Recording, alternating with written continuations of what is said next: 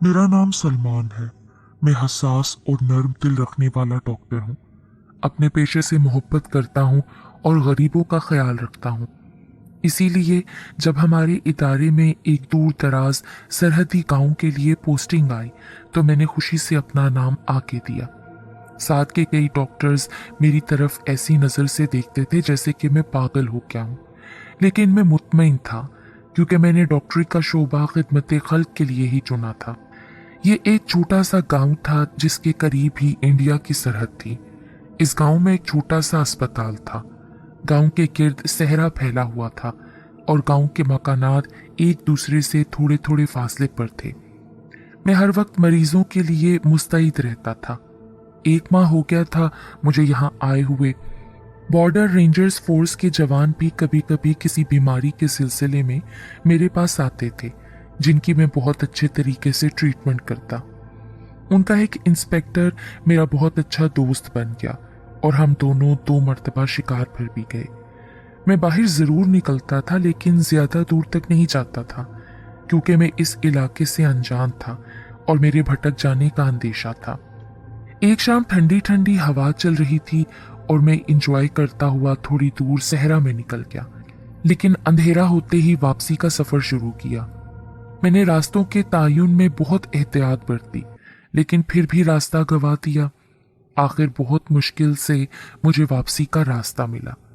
उस वक्त तक काफी अंधेरा हो गया था। मैं वापसी के लिए थोड़ा ही चला था कि मेरे पास से कोई हवा के झोंके की तरह गुजर गया। मैंने जल्दी से पलटकर पीछे देखा, लेकिन मुझे कोई नजर न आया, बल्कि हवा का झोंका खुशबू लेकर मेरी नाक से टकराया और मैं बेखुद सा हो गया। फिर मैंने बेताब होकर वो सारा एरिया छान मारा, लेकिन मुझे उस खुशबू के अलावा कुछ ना मिला। मैं काफी परेशान और उलझा हुआ वापस अपने अस्पताल आ गया। अस्पताल छोटा सा था जिसके 3 कमरे थे। 2 कमरे अस्पताल के लिए और एक में मेरी रिहाइश थी। मैं अपने कमरे में लेटा काफी देर तक उस खुशबू के मुतल्लिक सोचता रहा। वो खुशबू पूरी रात मेरे हवासों पर छाई रही। एक दफा तो ऐसा लगा कि वो खुशबू वाली शख्सियत जो कोई भी है मेरे कमरे की खिड़की के साथ ही खड़ी है। ये एहसास होते ही मैं जल्दी से उठा और दबे पांव खिड़की के पास पहुंचा और जल्दी से खिड़की चौपट खोल दी, लेकिन मुझे ये देखकर मायूसी हुई कि बाहर कोई ना था। वो रात मेरी उसी तरह बेसकूनी में गुजर गई। सुबह उठकर वुजू किया, नमाज अदा की तो मुलाजिम मेरे लिए नाश्ता बनाकर ले आया। हुकूमत की तरफ से इस अस्पताल में एक कंपाउंडर इकबाल और एक मुलाजिम दीगर कामों के लिए था जिसका नाम रहमत था। रहमत जब मुझे चाय देने लगा तो उसने मेरी तरफ गौर से देखा। रात की बेख्वाबी मेरी सुर्ख होती आंखों से साफ नजर आ रही थी। डॉक्टर साहब, लगता है रात को आप सही तरीके से नींद नहीं ले सके। बस यार, रात नींद नहीं आ सकी, और क्यों इसकी अभी तक मुझे खुद समझ नहीं आई। वो मजीद कुछ बात किए बगैर ही कुछ सोचता हुआ बाहर चला गया। आज मैंने फिर उसी तरफ जाने का प्रोग्राम बनाया ताकि उस खुशबू का राज जान सकूं जो कि अचानक पैदा होकर मेरे जहन पे छा गई थी। लेकिन इस दिन दोपहर को एक लड़का झगड़े के दौरान जख्मी होने वाला आ गया। 2 पार्टियों में खासी खतरनाक लड़ाई हुई थी। उनके साथ रेंजर्स के जवान और मेरा दोस्त वली भी था। 8 के करीब आदमी जख्मी थे, जिनकी मैंने और इकबाल ने मरहम पट्टी की और 1-2 हल्के फुल्के ऑपरेशन भी किए, लेकिन जो ज्यादा जख्मी थे उनको मैंने डिस्ट्रिक्ट अस्पताल पहुंचाने का कहा। उन लोगों से फारिग होते हुए रात के 10 बज गए। मैं बहुत थक गया था। इस सारे बखेड़े ने उस खुशबू के राज को जानना भुला ही दिया था। इंस्पेक्टर वली को मैंने रोकने की कोशिश की। खाना साथ खाते हैं, क्या कहते हो आप?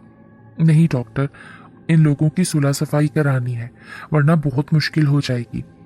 वो माजरत करके चला गया और फिर मैं भी खाना खाते ही चारपाई पे लेटते ही सो गया। रात किसी पहर हल्के से खटके की आवाज से मेरी आंख खुल गई। उसी वक्त खुली खिड़की से उसी खुशबू का एक झोंका आया और मुझे मुअत्तर कर गया। मैं बेखुदी के आलम में खिड़की तक पहुंचा, लेकिन वहां कोई ना था, बस वही खुशबू फैली हुई थी। मैं जल्दी से दरवाजे की तरफ से निकलकर उस खुशबू की सिमत पहुंचा और इधर उधर गौर से देखता रहा। लेकिन मेरे अलावा वहां कोई और जी रूह न था। अलबत्ता वो खुशबू मुझे एक खास सिमत खींचती हुई महसूस हुई और मैं भी हिप्नोटाइज सा होकर उस खुशबू के पीछे पीछे चलता जा रहा था। मुझे एहसास हो रहा था जैसे वो खुशबू मुझे किसी राज तक ले जाना चाहती है। चलते चलते पता नहीं कितना वक्त गुजरा कि मुझे एक ठोकर लगी और फिर मैं जैसे होश में आ गया। होश में आते ही मैंने अपने आप को सहराई झाड़ियों के सामने पाया। साथ ही एक बड़ा सा टीला था जिसके गिर्द कुछ ईंटें पड़ी हुई थीं। ऐसा लगता था कि कुछ अरसे पहले वहां कुछ तामीर करने की कोशिश की गई हो और फिर किसी वजह से छोड़ दी गई हो। फिर अचानक उसी लम्हा वो खुशबू फिर से मेरे नाक के नथनों में घुसने लगी तो मैंने जल्दी से झाड़ियों की तरफ कदम बढ़ा दिए, जहां से वो एहसास को मुंजमद कर देने वाली खुशबू आ रही थी।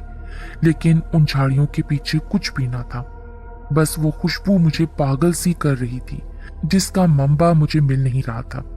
कि फिर अचानक तेज हवाएं चलने लगी जिससे मैं काफी उलझन में फंस गया, क्योंकि कभी मुझे वो खुशबू दाएं तरफ से आती महसूस होती तो कभी बाएं तरफ से, कभी आगे से तो कभी पीछे से।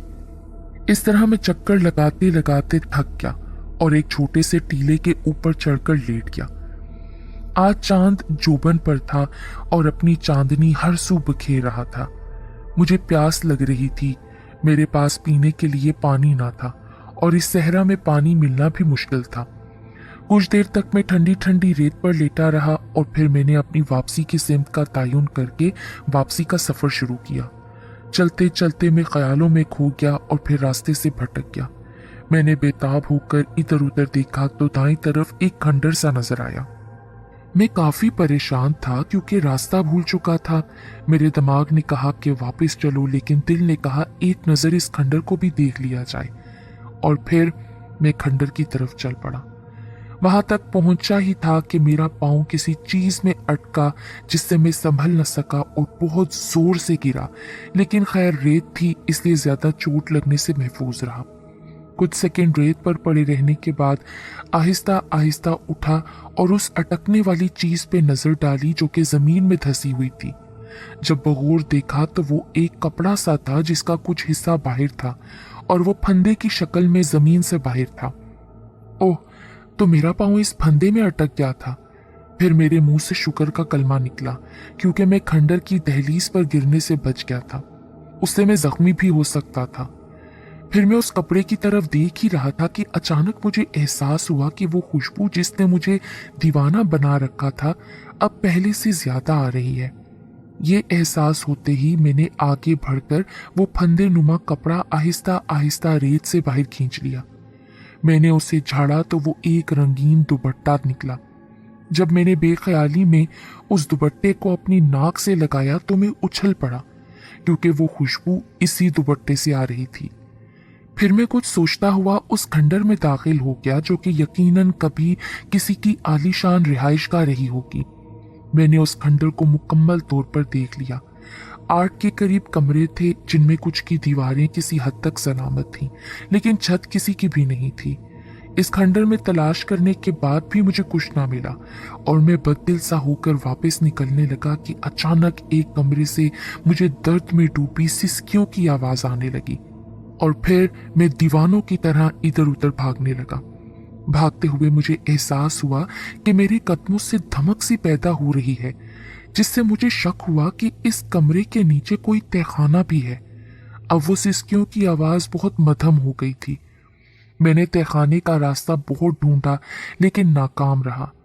उस वक्त मेरी हालत ऐसी हो रही थी जैसे कि कोई प्यासा आदमी दूर से कुआं देखकर भागते हुए आए और फिर खाली कुआं देखकर जो हालत उसकी हो। सफेदा इस शहर नमूदार होने लगी थी और वो सिसकियों की आवाज मध्यम होते होते खत्म हो गई थी। बेचैनी बेकुली सी मेरे अंदर पैदा हो गई और फिर थक हार कर मैंने वापस अपने अस्पताल जाने का सोचा और जो मैं खंडर से बाहर निकला तो वापसी का रास्ता ना मिला। सूरज की किरणें नजर आने लगी थीं।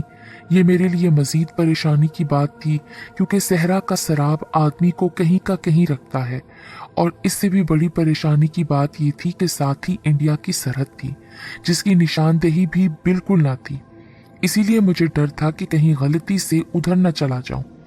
इसी सोच में मैं बहुत देर वहीं खड़ा रहा और फिर एक ख्याल आते ही मैं हिम्मत करके उस खंडर की एक मजबूत और ऊंची दीवार पर चढ़कर चारों तरफ दूर दूर तक देखने लगा। और फिर सामने ही थोड़ी दूर मुझे कुछ मकानात की छतें नजर आ गई। मैं नीचे उतरकर उस तरफ चल पड़ा। मैं चल रहा था लेकिन रास्ता खत्म होने में ना आ रहा था और अब तो मुझसे चला भी नहीं जा रहा था, क्योंकि कल शाम से मैंने कुछ ना खाया और ना पिया था।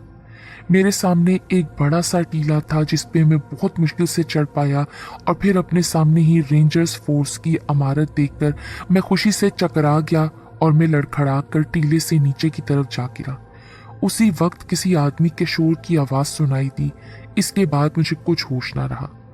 होश आने पर मैंने अपने आप को एक साफ सुथरे कमरे में चारपाई पर पाया। उसी वक्त किसी ने मुझे उठाकर बिठाया और कोई मशरूब पिलाया, जिससे मेरी जान में कुछ जान आई। जब आंखें कुछ देखने के काबिल हुई तो अपने सामने अपने दोस्त इंस्पेक्टर वली को देखकर मेरी खुशी का कोई ठिकाना ना रहा। हाँ जी डॉक्टर साहब, कहाँ की सैरें करके खुशी से बेहोश हो गए थे? उसने मुस्कुराते हुए मेरी तरफ देखते हुए कहा। कुछ नहीं यार, बस आज बेहोश होने को जी चाह रहा था, मैंने कहा तो वो खिलखिलाकर हंस पड़ा। उसके बाद हम में ऐसी ही हल्की फुल्की मजाक की बातें होती रहीं और फिर हम लोग असल बात की तरफ आ गए। मैंने अपने साथ होने वाली तमाम बात उसे बता दी। वो सारी बात सुनने के बाद सोच में पड़ गया। अरे यार वली, इतना क्यों सोच रहे हो? कुछ दूर ही तो है वो खंडर, चलो चलकर देख लेते हैं। मेरी बात सुनकर उसने सर को हिलाया और फिर साथ में 2 सिपाही और खुदाई के कुछ औजार लेकर हम लोग ऊंटों पर बैठकर उस खंडर में जा पहुंचे। उसने भी कदमों की धमक से मेरी बात की तस्दीक की। वाकई यार, इस कमरे के नीचे कोई तहखाना लगता है। पहले हम सब ने मिलकर उस तहखाने का दरवाजा तलाश किया, लेकिन काफी तलाश के बाद भी दरवाजा न मिल सका। फिर वली ने सिपाहियों को उस कमरे का फर्श खोदने का कहा। सिपाहियों ने बड़ी मुस्तैदी से कमरे का फर्श उखाड़ना शुरू कर दिया। कुछ देर बाद ही फर्श का एक बड़ा सा टुकड़ा टूटकर नीचे तहखाने में जा गिरा। अंदर का कुछ रास्ता बन गया। फिर कुछ सेकंड बाद बदबू का एक भपका सा उस सुराख से निकला तो बेख्तियार हमारे हाथ अपने नाक पर जा टिके। अब हम सबके चेहरे पर तजस्सुस थे और इंस्पेक्टर वली ने मेरी तरफ मायने खेज नजरों से देखा। इसके बाद वो दोनों सिपाही वली के इशारे से रस्सी के जरिए नीचे तहखाने में उतर गए। उनके पास हैवी टॉर्च थी। कुछ सेकंड बाद एक चीखनुमा आवाज सुनाई दी। सर, अंदर 2 लाशें पड़ी हैं। ये सुनते ही मुझे एक झटका लगा। तहखाने का रास्ता तलाश करो, जल्दी से, वली ने एक सिपाही को कहा। दरवाजा मिल गया सर। कुछ देर बाद ही उसकी आवाज आई। जल्दी खोलो इसे। कुछ देर बाद अंदर से ठकाठक की आवाजें आती रहीं और फिर रास्ता खोल दिया गया, जो कि साथ वाले कमरे की दीवार के साथ ही था। नीचे उतरते हुए हमने उस जगह से निकली हुई ईंटों का मुआयना किया तो ऐसा लगा जैसे कुछ दिनों पहले ही इस रास्ते को बंद किया गया हो। उन लाशों को देखकर मुझे झटका सा लगा, क्योंकि लड़की के कपड़े उस दुपट्टे से मैच कर रहे थे। सूरज की रोशनी अब दोनों तरफ से तहखाने में दाखिल हो रही थी, इसलिए सबको साफ नजर आ रहा था। और जब हम उन लाशों के करीब गए तो उनकी हालत देखकर मेरे रोंगटे खड़े हो गए, क्योंकि दोनों को बड़ी बेदर्दी से किसी तेज धार आले से कत्ल किया गया था। मैं थोड़ा सा आगे बढ़ा और फिर लड़की की लाश का चेहरा देखकर मुझे एक चक्कर सा आ गया और मेरे दिल में दर्द की एक टीस उठी। मेरा जहन मुझे 1 माह पीछे ले गया। डॉक्टर साहब, आपने तो बहुत अच्छी तरह पट्टी की है मेरी। तो क्या पहले वाले डॉक्टर साहब अच्छी तरह मरहम पट्टी नहीं करते थे? नहीं डॉक्टर साहब, वो भी बहुत अच्छे डॉक्टर थे, लेकिन वो लड़कियों को ना अजीब सी नजर से देखते थे। मुझे उस लड़की की आंखों में अजीब से रंग नजर आ रहे थे और फिर पट्टी मुकम्मल होने के बाद वो मेरी तरफ दोबारा से देखने लगी और कहने लगी, आप बहुत अच्छे डॉक्टर हैं, आपका बहुत बहुत शुक्रिया। और फिर वो तिश्नगी की नजर से देखते हुए चली गई। उसी वक्त मेरे कंधों पर एक मजबूत से हाथ का दबाव पड़ा तो मैं होश की दुनिया में आ गया। कहाँ खो गए? मैं तुमसे कुछ पूछ रहा हूँ। कुछ नहीं, ये लड़की तकरीबन 1 माह पहले मेरे पास आई थी। कुछ काटते हुए दरांती लग गई थी इसे। मैंने बहुत मुश्किल से उसको बताया। अब मैंने उन लाशों का बगौर मुआयना किया। मर्द की लाश बहुत कटी फटी थी, उस पर बहुत ज्यादा वार किए गए थे, जबकि लड़की की बाएं तरफ गर्दन पर एक ही वार था, जिससे उसकी गर्दन आधे से ज्यादा कट गई थी और यकीनन उसी से इसकी मौत वाक़ई हो गई थी।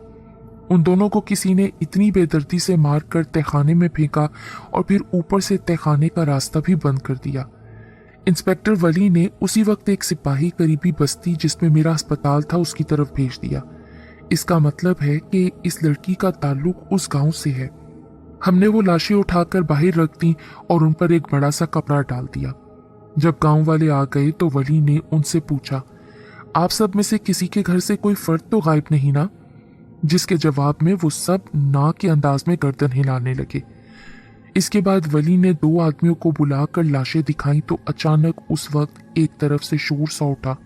वो दोनों मकतूल उसी गांव के थे। रोना धोना पड़ गया। अब इंस्पेक्टर वली को गुस्सा आ गया क्योंकि जब उसने किसी की गुमशुदगी के बारे में पूछा था तो सबने इनकार किया था, जबकि लाशों की हालत से पता चलता था कि उन्हें गायब हुए 1 माह के करीब हो गया है। फिर वली उनके वर्सा से तफ्तीश करने लगा लेकिन वो इनकार में सर हिलाते रहे। इंस्पेक्टर साहब, हमें कुछ नहीं पता। उनकी बस यही तकरार थी। मैं एक तरफ गुमसुम और उदास सा बैठा था जब वली ने थोड़ी सी सख्ती की और जेल में बंद करने की धमकियां दी तो आखिर लड़के का बाप रोते हुए बताने लगा। वो दोनों आपस में मंसूब थे, लेकिन एक दिन पड़ोसी बस्ती के एक चौधरी के बदमाश लड़के ने उस लड़की जिसका नाम अजरा था उसे कहीं देख लिया और फिर वो उसके तो पीछे ही पंजे झाड़कर पड़ गया। आखिर मजबूर होकर लड़की के वालिदैन और लड़के के वालिदैन ने चुपचाप दोनों का निकाह करके उस रात खामोशी से उन्हें यहाँ से निकाल दिया और लाहौर जाने को कहा। दोनों खानदान अब मुतमईन हो गए थे कि उनके बच्चे किसी महफूज ठिकाने पर पहुंच चुके हैं। इसके बाद वली ने अपने अफसरान को सब कुछ बताकर चौधरी के बदमाश लड़के और उसके दोस्तों को गिरफ्तार कर लिया। तफ्तीश के दौरान पता चला कि वही उनके कातिल हैं। वो लोग हर वक्त लड़की की ताक में रहते थे, इसलिए रात के अंधेरे में जब वो 9 ब्याहता जोड़ा ये गांव छोड़कर जा रहा था तब इन लड़कों ने उन्हें पकड़कर कत्ल करके इस तहखाने में छुपा दिया। मेरा दिल बहुत दिनों तक उस लड़की और इस वाक़े पर उदास रहा, पर मैं किसी भी सूरत ये ना समझ सका कि उस खुशबू ने इस राज के बारे में मुझे ही क्यों बताया। फिर एक ख्याल कूंदे की तरह मेरे जहन में लपका, क्योंकि मैं एक नर्म दिल इंसान हूँ, नीयत का अच्छा हूँ। जब वो लड़की मेरे पास अपनी पट्टी कराने आई थी तो वो मेरी तारीफ भी करके गई थी। शायद इसीलिए उस लड़की की बेचैन रूह ने उनकी नागहानी मौत और लाशों की तलाश के लिए मेरा इंतखाब किया। फिर उन दोनों की गली सड़ी लाशों को कफन देकर नमाज जनाजा अदा की और दफन कर दिया गया। गांव के सारे अफराद की आंखें गम से नम थी।